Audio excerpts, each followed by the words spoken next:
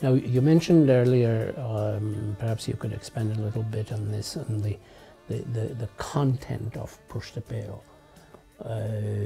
Are some of them funny? Are some of them serious? Right. So one of the distinguishing features about puirt-a-beul is that they tend to have been written by average people. And this is another thing that makes them different from a lot of other Gaelic songs. So a lot of other Gaelic songs have been written by very respected bards who are masters of the language, master poets, and who really use the language to its full capacity.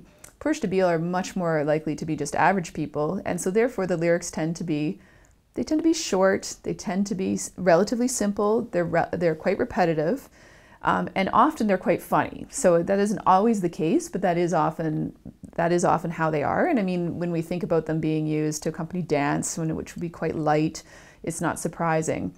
But one of the fun things about puirt-a-beul is that they could be written in a community about something in the community for the community. So puirt-a-beul were never really meant to be considered a literary genre. I doubt anybody who's created a puirt-a-beul ever expected it to continue on much beyond a few years, that it might be sung in their own community by people who would understand the references. And it's certainly true that there's lots of puirt-a-beul. They're often described as nonsensical because the references, we just don't know what those references are anymore. And so they seem weird and odd, and they don't really make sense. They're nonsensical. So for example, the reeling ducks and the dancing ducks and the reeling roosters, I mean, what is really being referred to there?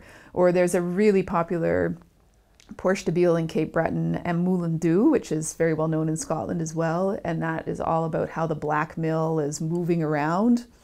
What does that mean? We're not really sure. So maybe at the time that it was created, the people who created it and who would have heard it, maybe there was some kind of reference, a kind of double entendre, or a kind of nudge, nudge, wink, wink that would have been understood that we've kind of lost over time. So these things seem much more nonsensical, and they're often funny as well. Is it true that puirt-a-beul were often raunchy? Yes. So I kept hearing this. I kept hearing that puirt-a-beul were often very raunchy or bawdy.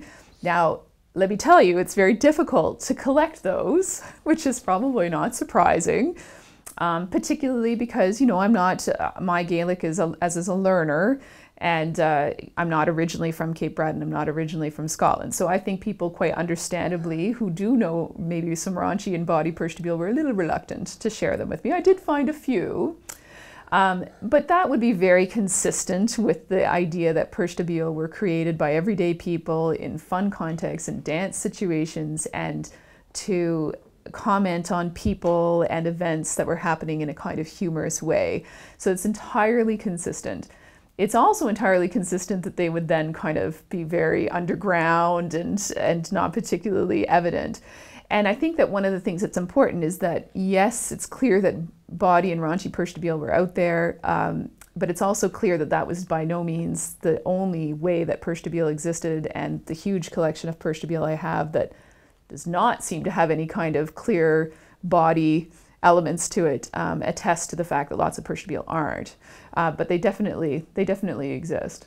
And some of the bawdy ones are just copies of the, at least musically, they're copies of other puirt-a-beul. Yes, it could be. And I think that's important to know too, is that, you know, puirt-a-beul, there's a tradition in Gaelic culture and in many cultures to set lyrics to an existing tune or song, and that exists with puirt-a-beul as well. And so it's certainly entirely possible and did happen that people would take an existing puirt-a-beul and just sort of change it a little bit. And knowing what the lyrics used to be helps to layer up the meanings of another set of lyrics, and of course creates even more humor if people are expecting a certain set of lyrics and get something a little bit different instead. So that can really play up the humor aspect.